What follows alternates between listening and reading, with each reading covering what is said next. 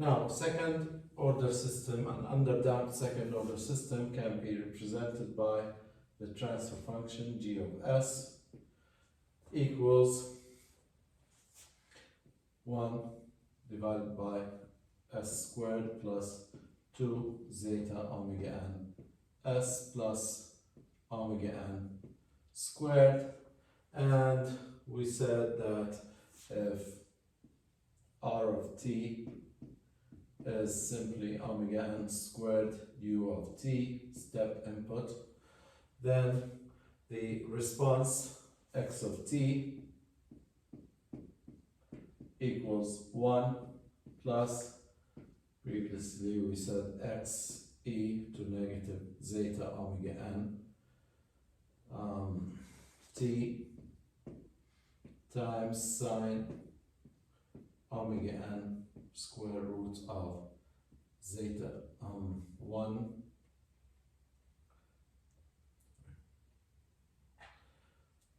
1 minus zeta squared, zeta is less than 1, t plus phase phi. Now, if you go through the whole process of partial fractions to determine x and theta, you will find out that 1 plus 1 over the square root of 1 minus zeta squared e to negative zeta omega n t sine omega n square root of 1 minus zeta squared t plus phi, and the phase angle phi is the tan inverse of square root of 1 minus zeta squared divided by zeta, where the roots s1, 2 were negative zeta omega n plus minus j omega n square root of 1 minus zeta squared. Now, a couple of things here. First, the response frequency here, the frequency of the response, of the sinusoidal response here, is this term. It's not omega n anymore, it's omega n, response frequency is omega n times the square root of 1 minus zeta squared. And since this modified frequency results from damping, it's a result, it's not omega n, it has been changed because of the presence of zeta, and zeta is related to damping. So I'm going to call this omega d, and omega d is the response frequency, or we will call it the damped frequency. Damped frequency, omega d. So now, so I know what the frequency is, I know the phase angle, I know the amplitude of the sinusoidal response. Now, let me plot these roots on the complex plane. Here is the complex plane.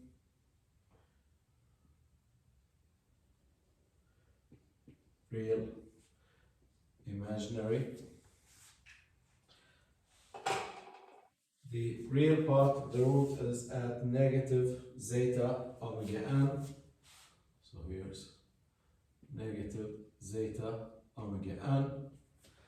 And the imaginary part is at omega n square root of 1 minus zeta squared plus minus omega n square root of 1 minus zeta squared minus omega n square root of 1 minus zeta squared. So the roots are right here, 1 and 2. These are the roots of the characteristic equation, or the poles of the transfer function of the transfer function. They're both the same. So now we said that the time constant tau is based on this exponent is 1 divided by zeta omega n.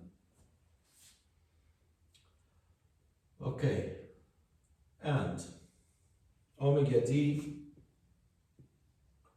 is omega n square root of 1 minus zeta squared.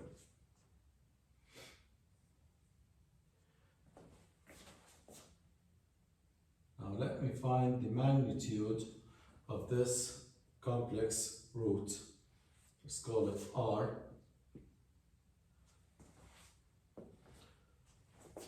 R squared is the square of negative zeta omega n plus the square of omega n square root of 1 minus zeta squared all squared. So that's zeta squared omega n squared plus omega n squared, and the square root becomes 1 zeta squared, and zeta omega n squared minus zeta omega n squared is 0, and I will end up with only omega n squared. So now, knowing what the roots are of any second order system under damped, I can determine many things. The real component is simply 1 over the time constant. The imaginary component is basically the damped frequency, omega d. And the amplitude of this root R is basically omega n. And if I consider this angle as alpha, then cosine alpha is zeta omega n divided by R, which is omega n, which is basically zeta. So now, if I have a second order system and the roots of this second order system, let's say you had a characteristic equation and you solved for the roots, and you ended up with S12 equals negative 3 plus minus J4. Immediately I can conclude from these two roots that the time constant tau is simply 1 over 3, which means that the settling time, which is 4 tau, that is 4 divided by 3 seconds. The response frequency or the damped frequency is simply 4 radians per second. The natural frequency is just the magnitude of this complex number, which is the square root of 3 squared plus 4 squared, that is 5 radians per second. And the zeta, the damping ratio, zeta,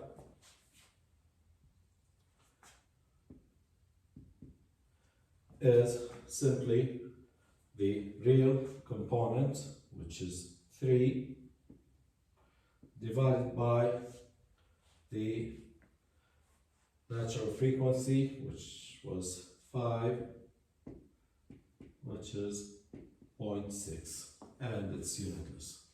So just by looking at the roots, I determined the settling time, the response frequency, the damped frequency, the natural frequency, and the damping ratio. And since I have all these values, I can plug them back here and determine the complete response of this underdamped second order system.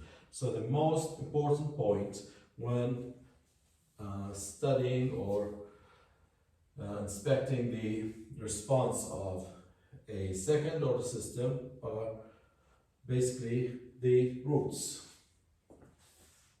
Just look at the roots, and based on the roots you can determine everything here. First, if the roots are real or repeated roots, you will go to the first order system characteristics because the responses are all exponential. If the system is underdamped and the roots were complex, here's the way to determine all the required parameters of the response: the settling time mainly, and the damping ratio, and the frequencies of the system, the natural frequency and the actual response frequency. In this case, the natural frequency, when we talk about a second order damped system, it's not an actual frequency, it's just a property of the system. The system actually responds at omega d, at the damped frequency. Omega n is just a property of the system, just like the size, the color, though it does have a value, but it does not really affect the frequency, directly affect the frequency of the response. The frequency of the response is actually omega d.